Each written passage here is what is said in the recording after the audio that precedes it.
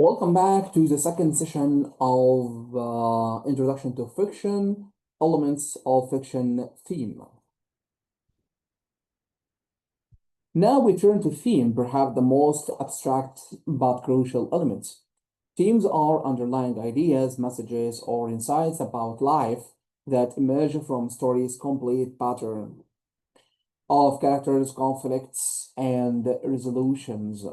Unlike moral or symbol lesson, themes are complex, often ambiguous explorations of fundamental human questions.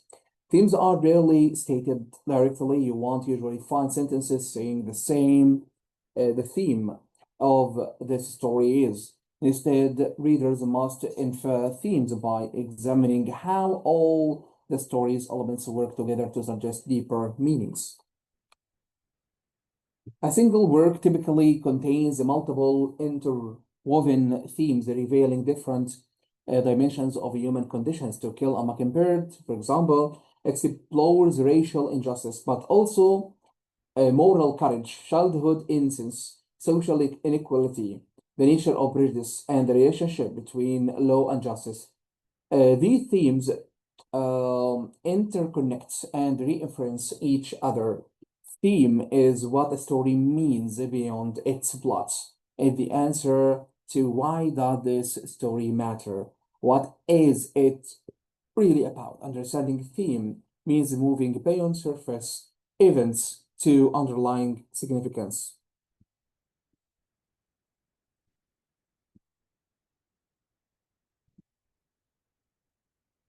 Identifying themes.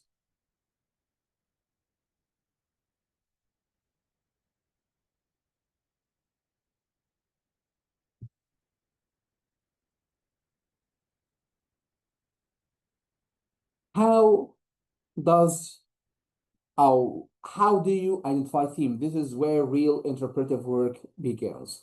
Look for patterns in what characters struggle with. If multiple characters face similar dilemmas, just suggest thematic concern. In The Great Gatsby, multiple characters pursue impossible dreams.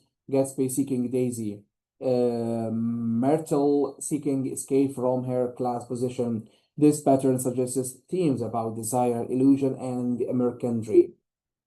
Notice what the story uh, repeatedly emphasizes through imagery, symbols, or recurring situations.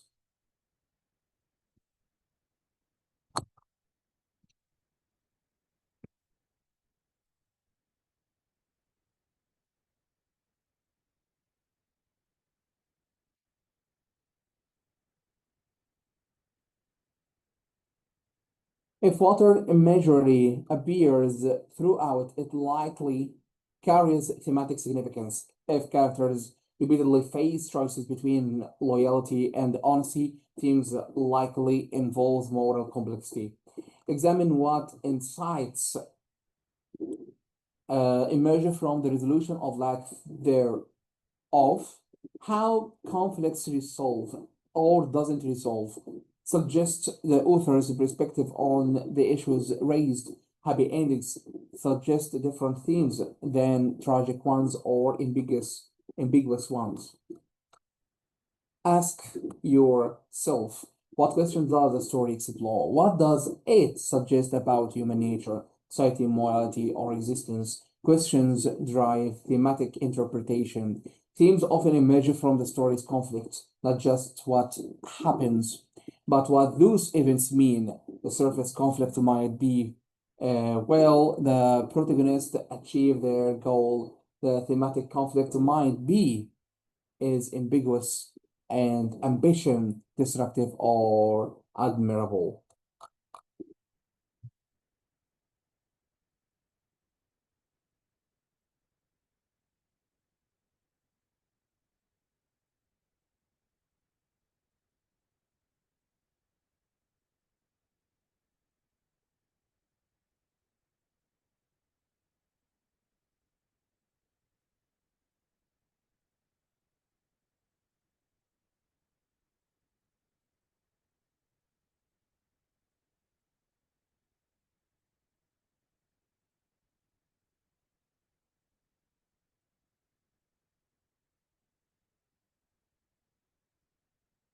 First person point of view. Let's examine the major.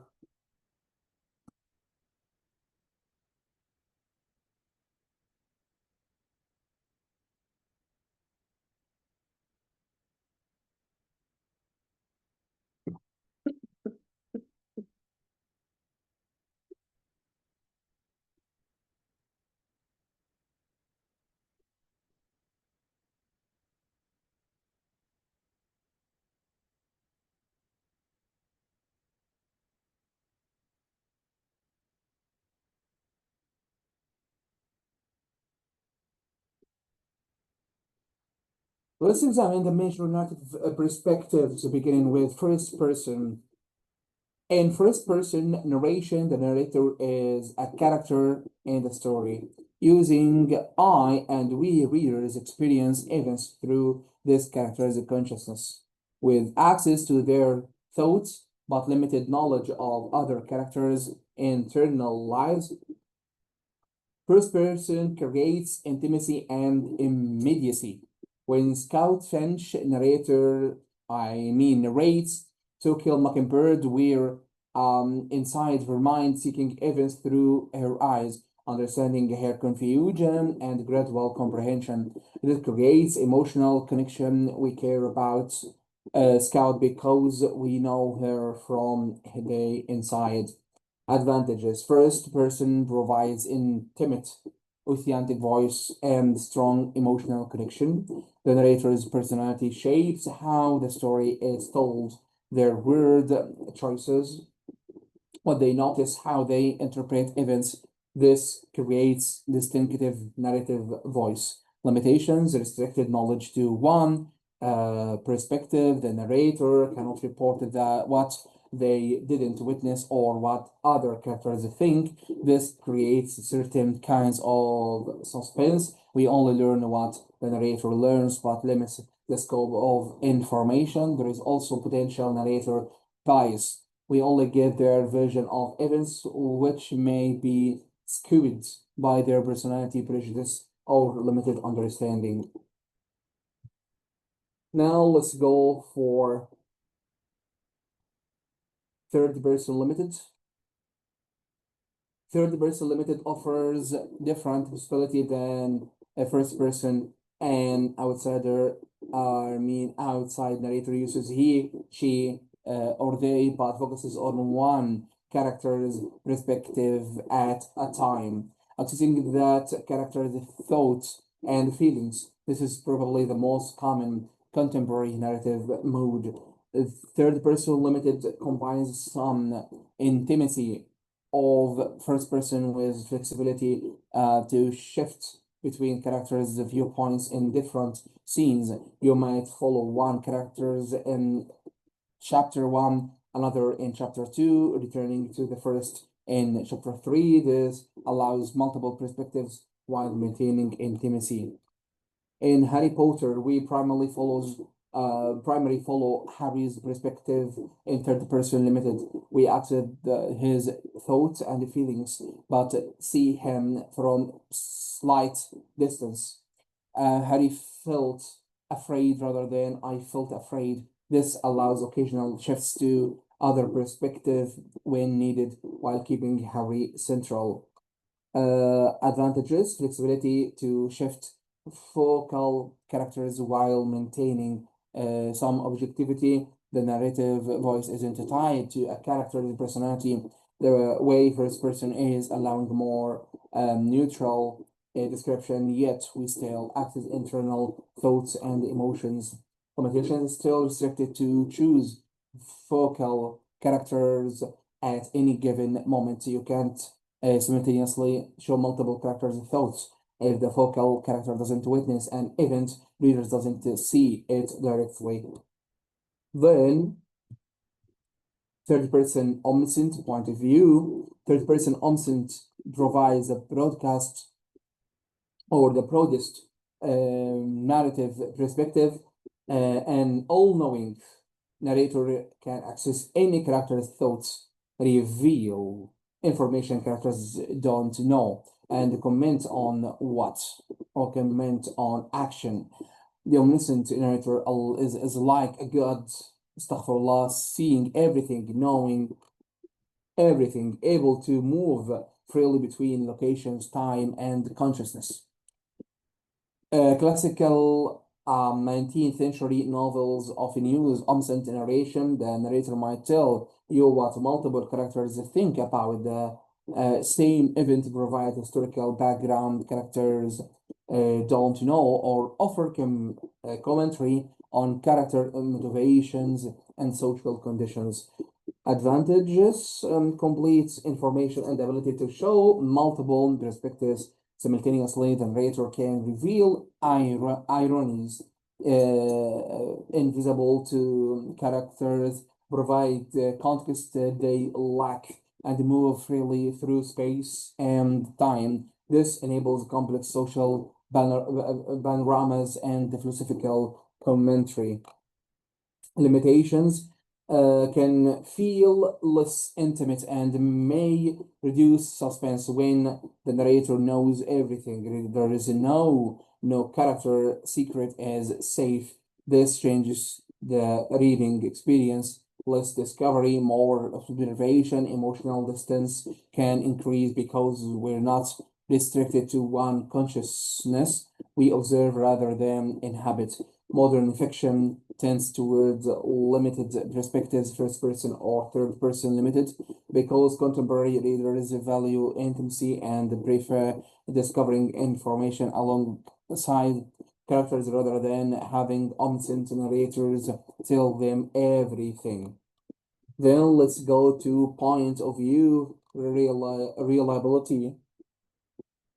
Point of view becomes particularly complex with unreliable narrators. Unreliable narrator is a first-person narrator whose perspective is somehow compromised through youth, mental instability, personal bias, or deliberate deception. This technique creates dramatic irony where readers understand more than the creator, the narrator, forcing active interpretation rather than passive acceptance of the narrative. Recognizing unreliability requires reading between the lines. The narrator says one thing, but evidence is the text contradicts them, or their interpretation of events seems skewed by obvious bias, or they're too young to fully understand what they're describing. Unreliable narration transforms reading into detective work. You can't simply accept what the narrator says. You must evaluate their credibility, recognize their blind spots, and reconstruct events more accurately than they present them. This isn't the authors trying to trick you maliciously.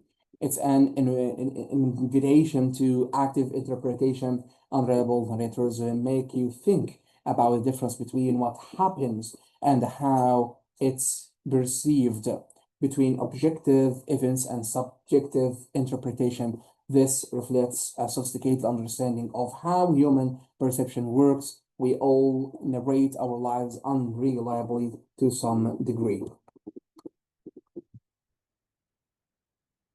Example: the telltale heart.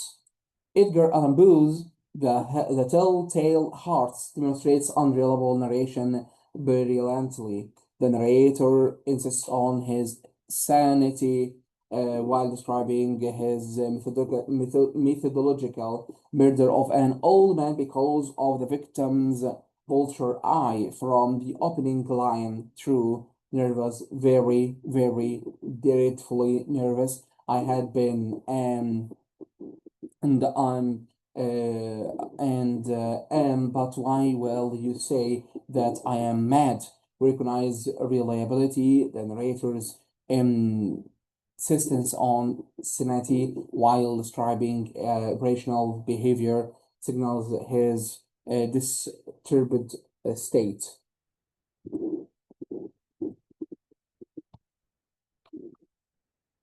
The first person narration creates claustrophic intensity, trapping readers inside a disturbed mind. We experience in narrators the obsession and the paranoia directly. We hear his racing thoughts, his strange logic, his acute sensory perceptions. This is far more horrifying than observing madness from outside. The point of view creates the story's horror. We are forced to inhabit madness. The narrator believes he's being irrational,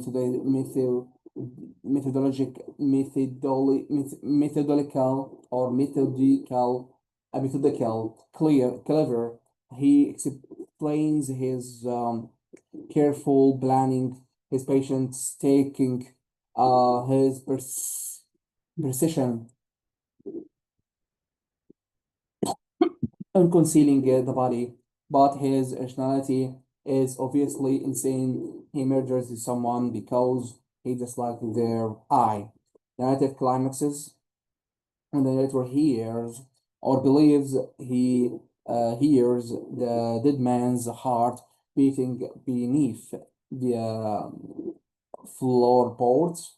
Is this guilty manifest an hallucination, supernatural occurrence, acute hearing, detecting some sound he interprets as heartbeat? The unreliable narration makes this ambiguous. We cannot trust his perception of reality. Then, point of view activity. Here is an exercise to understand how point of view shapes meaning and reader's response.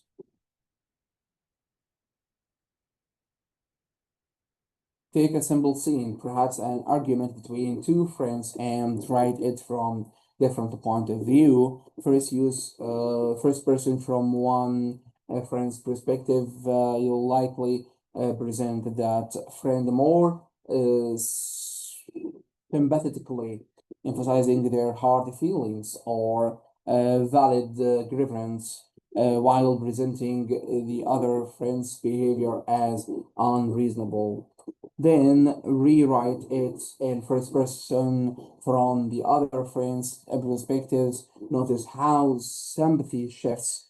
The villain becomes the victim. What seems unreasonable becomes justified. What seems heartful becomes self-defense. Finally, try third person omniscient. Show both friends' thoughts and feelings. Notice how this creates more balance but less intimacy. You understand both perspectives, feel less emotionally invested in others or in either. This exercise reveal how point of view shapes meaning and the reader sympathy. The facts of the argument remain the same, but the experience of reading about it changes completely based on narrative perspective.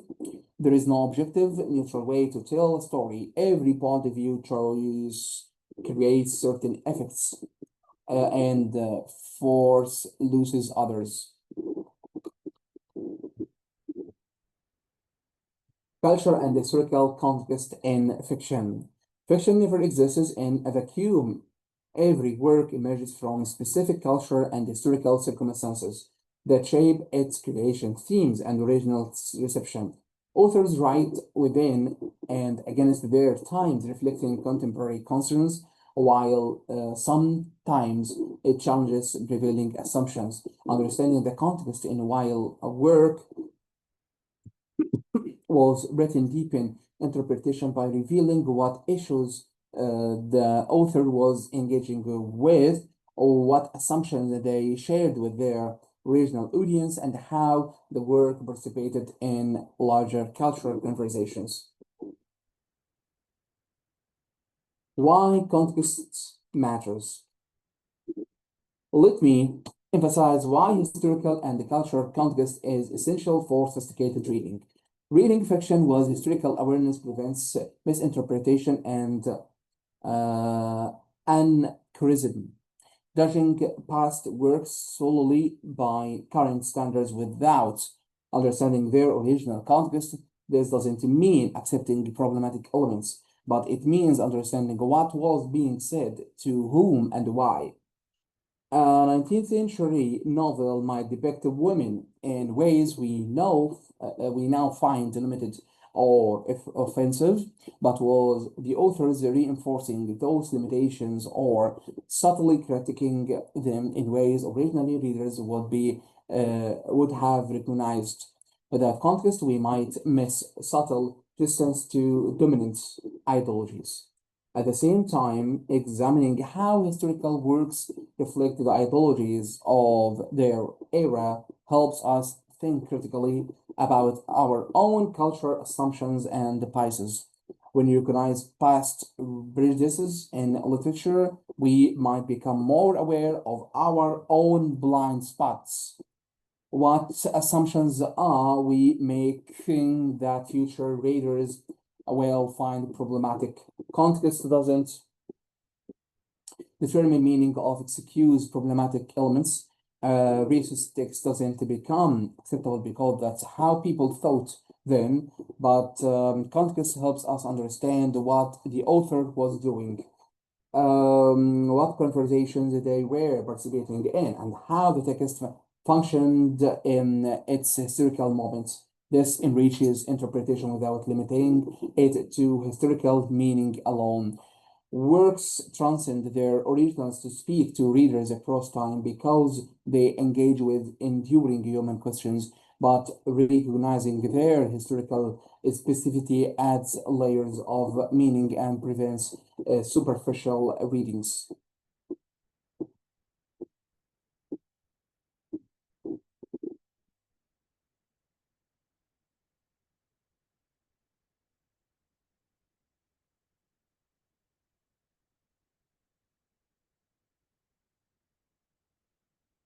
Three major contextual factors shape fiction: historical events, cultural movements, and author biography. Let's talk about contextual factors.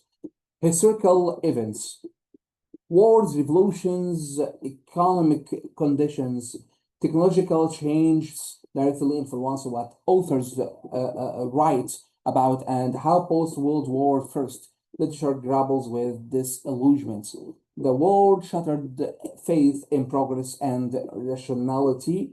Writers like Hemingway and Remarque captured the lost generation alienation, depression era. Fiction examines the economic hardship and the social inequality. Stempecks the grapes of wrath directly responds to the Dust Bowl and the migrant worker conditions. Culture movements, literary and artistic movements, philosophical trends, and social reform if, efforts shape authors' techniques and concerns. Romanticism emphasize emotion, nature, and individual experience as reactions against enlightenment. Rationalism, realism focused on ordinary life and social conditions. Modernism experimented with form, reflecting fragmentation and uncertainty after World War First. Postmodernism questions the truth and narrative itself. These aren't just labels, they represent different responses to cultural movements. Authors' biography, writers' personal experiences, identities, and circumstances inform their perspectives. Toni Morrison's experiences with racism shaped her explorations of African American history. Virginia Woolf's mental illness and experiences as a woman in patriarchal society inform her experimental narratives, however, avoid reducing works to simple autobiography. Fiction transforms experience through imagination. The author's life provides context, not a key that unlocks meaning.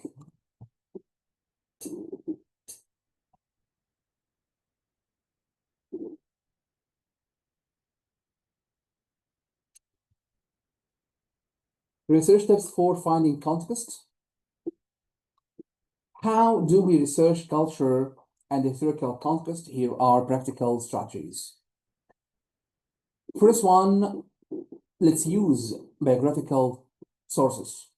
Understand the author's lives and circumstances, but remember, biography enriches interpretation without determining meaning. Literary biographies written by scholars provide more useful analysis than popular biographies emphasizing sensational details.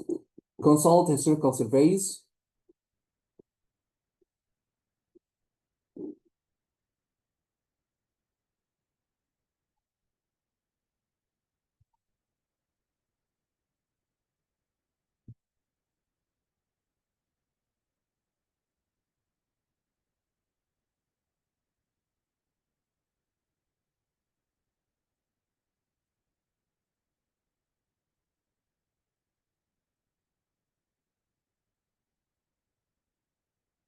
Grasp the period's major events, social structures, and the cultural concerns. General history books, period-specific studies, and historical encyclopedias provide this background.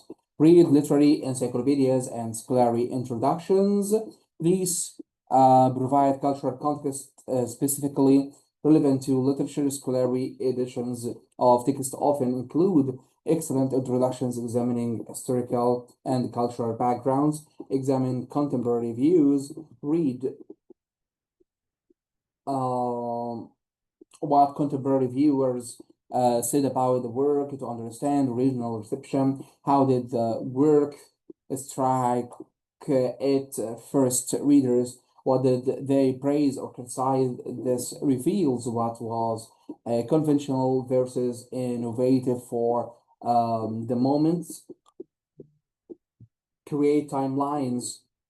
Construct a timeline showing when the author lived, when they wrote the work, and when it's set, if different. Note major historical events during these periods to visualize contextual influences.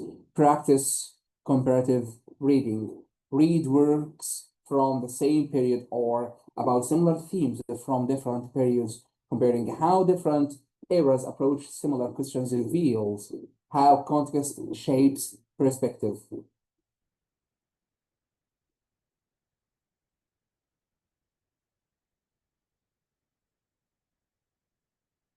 Critical approaches to fiction,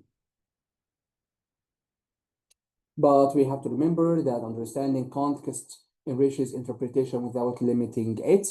Works transcend their originals to speak to readers across time because they engage with enduring human questions, but recognizing their historical specificity adds layers of meaning and prevents superficial readings. Let's go back to critical approaches to fiction. Literary criticism provides frameworks for analyzing texts, systematic ways of asking questions and seeking answers about what literature means and how it works. Different critical approaches illuminate different aspects of text, much like different light sources reveal different colors in a painting, and no single approach exhausts a work meaning. Instead, each offer valuable insights while acknowledging its own limitation and assumption. Learning multiple critical lenses empowers you to analyze fiction from diverse perspectives and construct more sophisticated interpretations. Think of critical approaches as different questions you can ask texts. Formalism asks, how do literary devices create meaning? Feminism asks, how does gender shape this text?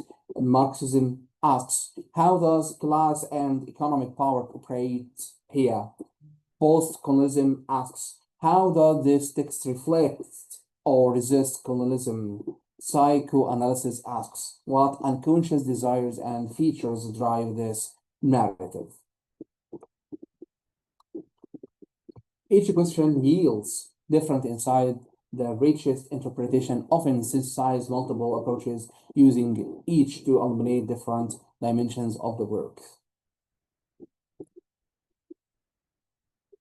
Formalism and feminism. Let's examine specific critical approaches, beginning with formalism and feminism.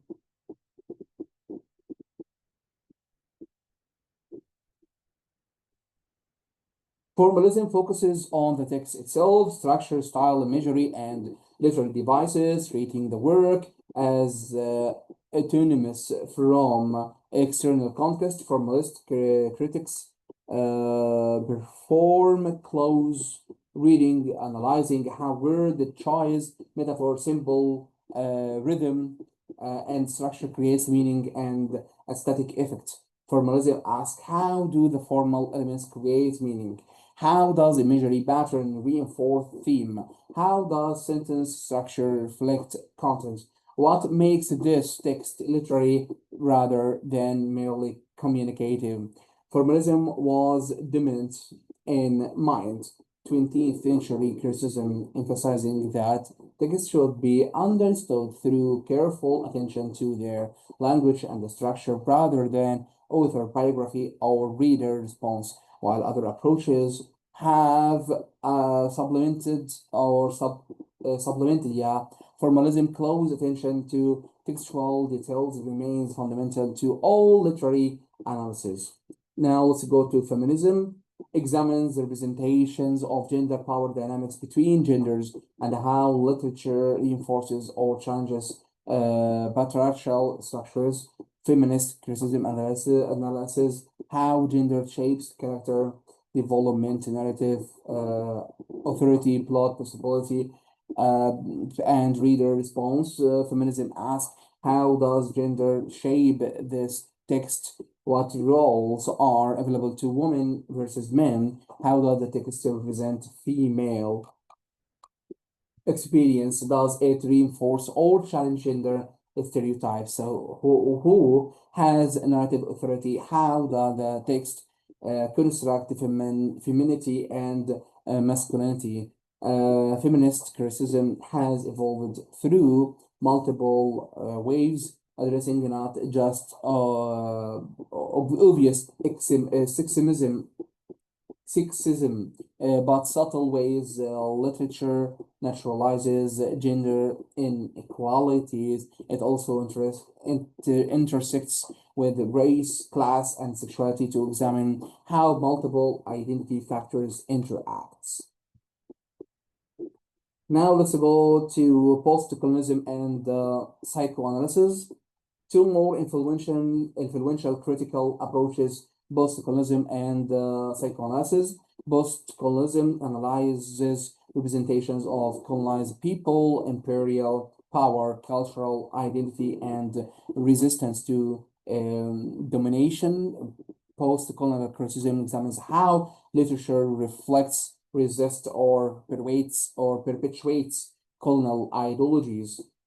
Post-colonialism asks, how does literature present colonized people and colonizers? What power dynamics exist? How do colonized people resist or negotiate colonial power? How does colonialism affect identity and culture? How do Western literary forms themselves reflect imperial dominance? This approach is essential for understanding literature from formerly colonized regions, African, Caribbean, South Asian, Latin American literature, but also for reading Western classes. How does Kipling's Kim represent India? What does Conrad's Heart of Darkness say about Africa and the Europeans? Postcolonial criticism reveals how deeply colonism shaped the literature and the culture. Psychoanalysis explores unconscious desires, psychological conflicts, and symbolic meaning using concepts from psychology. Asks what unconscious motivations drive characters and what psychological patterns does the text reveal.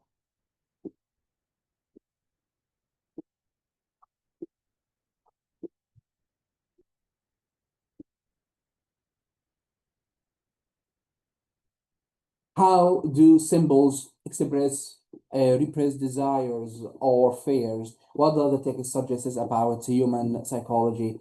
This approach can illuminate character psychology, explain seemingly irrational behavior, and reveal how texts work on readers' unconscious levels. However, it requires careful application. Not every symbol is phallic. Not every conflict is audible. The best psychoanalytic criticism uses psychological concepts to deepen understanding rather than mechanically applying formulas. Case study: feminist reading of the yellow wallpaper. Let's see how a critical approach works in practice through feminist reading of Charlotte Pickens Gilman's The Yellow Wallpaper. So Charlotte Pickens Gilman's 1892 story lends itself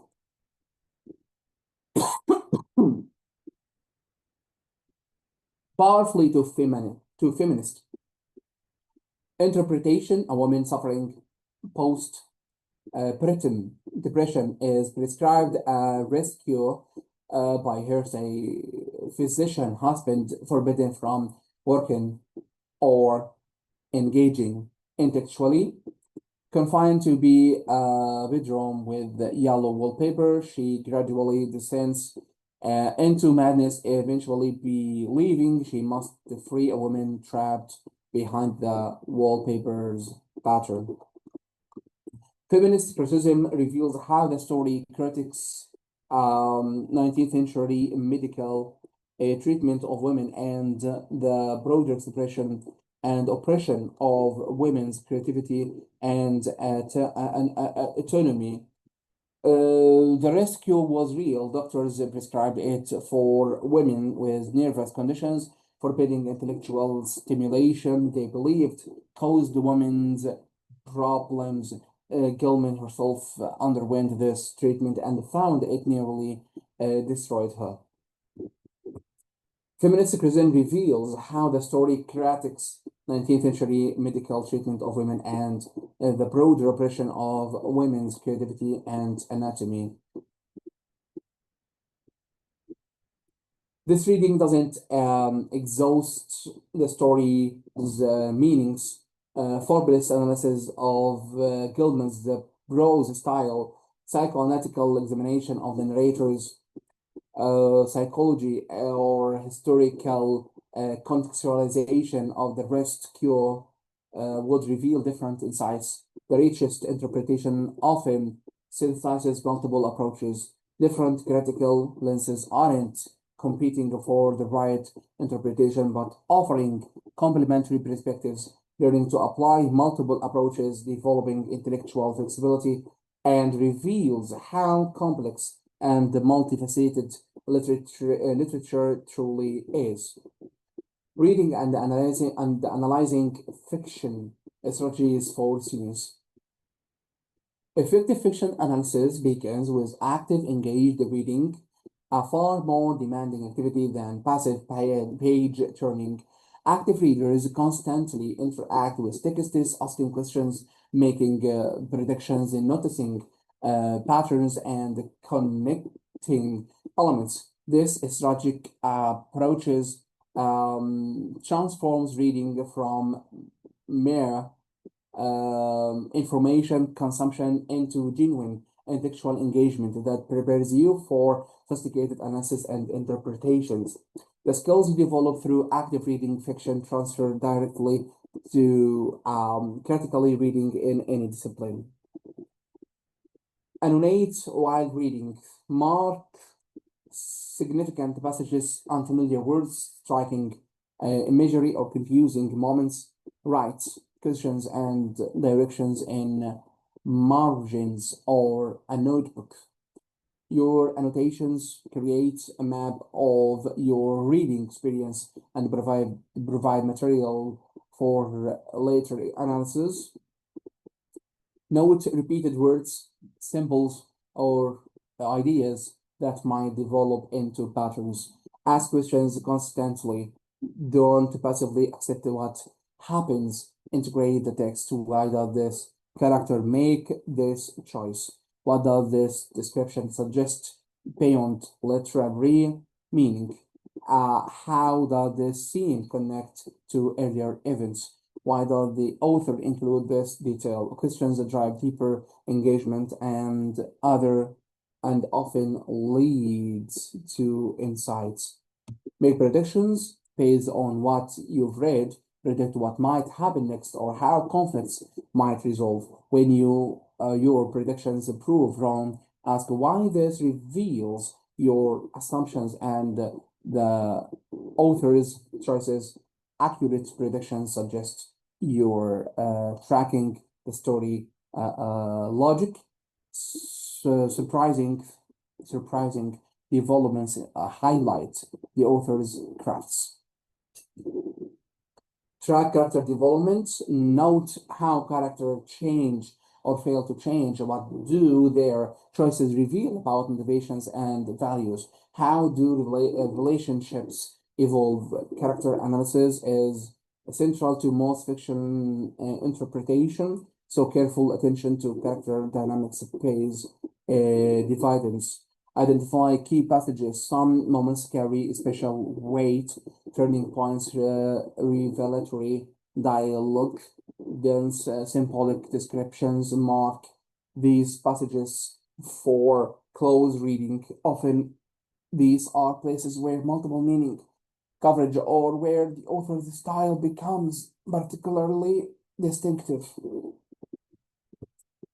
Using evidence effectively. All literary interpretation must be grounded in textual evidence, specific quotations, details, or patterns from the work itself. Evidence isn't merely support for predetermined ideas, but the foundation from which interpretation builds. When making claims about text, ask yourself what specific passages support this reading. How would I respond to someone who sees it differently? Practice exercise. Choose a short story and read it with focused attention on one character's emotional journey. Track every one moment where they display feelings through dialogue, action, description, or internal thought. Then analyze what patterns emerge. How do their feelings evolve? What causes emotional shifts? This focused analysis develops the observational skills essential for sophisticated literary interpretation. Tool recommendation. Create a literary elements chart for each major work you read. Include columns for plot events, character developments, significant settings, symbol and thematic idea. This visual organization helps you see relationships between elements and provides easy reference when writing analytical essays. Writing about fiction literary analysis essays. A literary analysis essays presents an interactive argument about fictional work, supported by textual evidence and careful reasoning, unlike a book report that summarizes plot analysis, explains what the work means, how it achieves its effect, and why it matters. Strong literary analysis balances close attention to textual details with broader interpretive claims, guiding readers to see the work in new ways while remaining grounded in evidence. Developing these writing skills serves you far beyond the literature courses. The ability to construct persuasive arguments supported by evidence and fundamental to academic and professional success. Develop a strong thesis. Your thesis is your central interpretive claim, the main argument. Your essay will prove it should be specific, debatable, and significant. Weak Hamlet is about revenge. Strong Hamlet's inability to act stems not from weakness, but from his intellectual awareness of revengeous moral complexity. Select compelling evidence, choose quotations and specific textual detail that directly support your thesis. Questions matters more than quantity. One perfectly chosen passage analyzed deeply, beat five loosely relevant quotes listed specific superficially. Integrate quotations smoothly into your prose. Analyze, do not summarize after presenting evidence. Explain its significance. Do not assume. Quotations speak for themselves. Show readers how evidence supports your claims. Connect individuals' details to larger patterns, and your arcing arguments analysis answers to so what. Organized logically, each paragraph should have a clear focus related to your thesis. Topic sentences announce paragraph, content, evidence, and analysis.